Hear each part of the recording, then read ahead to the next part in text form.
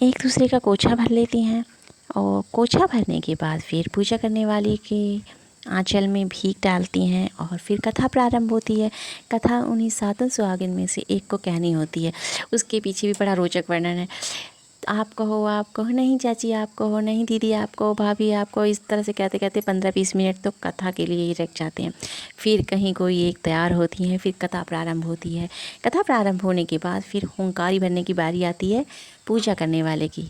तो इसमें पूजा करने वाली क्योंकि मैं हूँ तो मुझे हुंकारी भरनी आती नहीं है, तो इसलिए बार बार मुझे टोका जाता है कि हुंकारी भरो, सही से हुंकारी भरो। और मैं हुंकारी इस तरह से भरती हूँ, मतलब मुझे बहुत ज़ोर लगाना पड़ता है। हंसी भी आती है लेकिन हंसी को दबा लेते हैं क्योंकि पूजा पाठ में हंसी तो बिल्कुल निषेध ही है। और उसके बाद एक एक चना लेके, छिलका निकाल के, गुड़ लेके, फूल लेके सब लोग कथा सुनती हैं।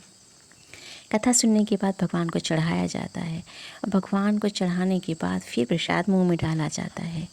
और प्रसाद मुंह में डाला नहीं कि बस प्यास लग जाती है, सब पानी पीते हैं और फिर शुरू हो जाती है अपने अपने घर की कथा। हमें ये काम पड़ा है, हमें वो काम पड़ा है, हमें ये करना है, हमें वो करना है, मैं काम छोड़ के आई हूँ अधूरा, वगैरह वगैरह। और सबकी जल्दबाजी को देखते हुए जल्दी जल्दी चाय पानी किसी तरह करवाया जाता है और सब लोग प्रसाद लेकर विदा होती हैं। आती भी